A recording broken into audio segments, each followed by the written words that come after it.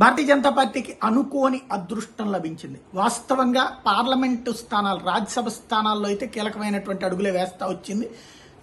ఎంతమంది చేతనైతే ఇప్పుడు వాస్తవంగా అయితే ఇప్పట్లో అవకాశం లేదు. రాజ్యసభకు సంబంధించి ఇంకా చాలా టైం ఉంది. అయితే ఆ అవకాశాన్ని అదే సంపాదిస్తోంది. వాళ్ళని సామదాన భేద దండోపాయాల ద్వారా సాధిస్తున్నటువంటి పరిస్థితి. రాజీనామాలు, అందులో తెలుగుదేశం పాత్ర కూడా ఉంటుంది. అందుకని 50-50% తీసుకుంటున్నారు. అందులో 4 ఇప్పటికి 2 తెలుగుదేశం తీసుకుంటే 1 బీజేపీకి ఇచ్చారు.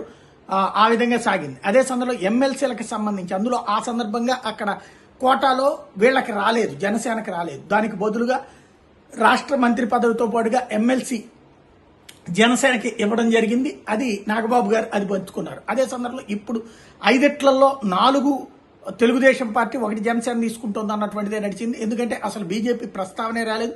బీజేపీ వాళ్ళు ఎవరు అడిగింది లేదు. అట్లాగే భారతీయ జనతా పార్టీకి ఇస్తున్నట్టు కనిపించలేదు. కానీ ఫైనల్ గా 5 లిస్టుకి సంబంధించిన దాంట్లో 3 తెలుగుదేశం అనౌన్స్ చేయడం ద్వారా 1 జనసేనకు 1 బీజేపీకి ఇచ్చినట్టయింది. తద్వారా బాధ్యతాయుతమైనటువంటి పాత్ర పోషింది. ఇప్పుడు భారతీయ జనతా పార్టీలో అభ్యర్థులు ఎవరు అన్నటువంటి ఇక ఆ పార్టీ అధిష్టానం నిర్దేశించాల్సి ఉంటుంది.